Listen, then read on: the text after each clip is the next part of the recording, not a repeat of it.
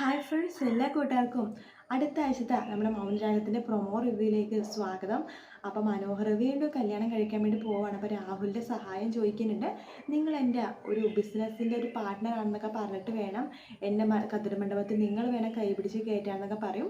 രാഹുലും വിചാരിക്കും പോട്ടെ, എൻ്റെ മോഡൽ നിന്ന് ശല്യം പോകുമല്ലോ എന്ന് വെച്ചിട്ട് രാഹുലും അതേപോലെ ചെയ്യുക കേട്ടോ.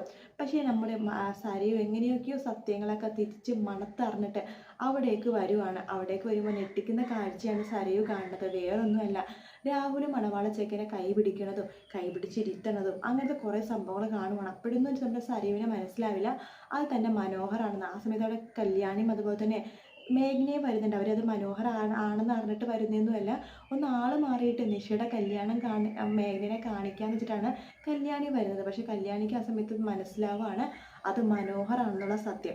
അതുകൊണ്ട് എന്തായാലും ആ കല്യാണം നടക്കാൻ പോകണമെന്നില്ല, കല്യാണം മുടങ്ങുമെന്ന് 100% ഉറപ്പാണ്.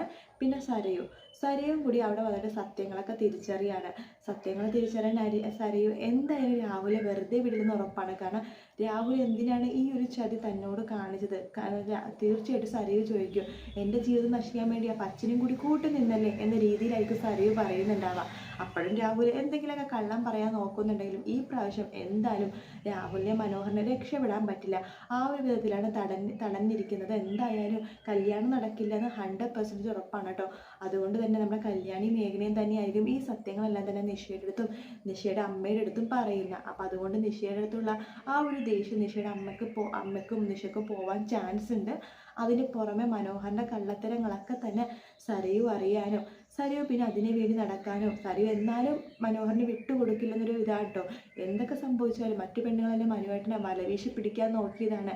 എന്തായാലും മനുവേട്ടൻ എന്നെ മറന്ന് വേറൊരു ജീവിതത്തിലേക്കും പോവില്ല എന്നൊക്കെ പറഞ്ഞിട്ട് മനുവിനെ പിടിച്ചു നിർത്താനൊക്കെ ചാൻസ് ഉള്ള ഭാഗങ്ങളൊക്കെ തന്നെയാണ് കേട്ടോ നമ്മൾ അടുത്ത ആഴ്ച കാണാൻ പോകുന്നത്. കാത്തിരുന്ന് കാണാം. വീഡിയോ ഇഷ്ടപ്പെട്ടെങ്കിൽ ലൈക്ക് ചെയ്യുക, സബ്സ്ക്രൈബ് ചെയ്യുക, കമൻറ്റ് ചെയ്യുക. മറ്റൊരു വീഡിയോ ആയിട്ട് വീണ്ടും വരാം. Take care, bye bye.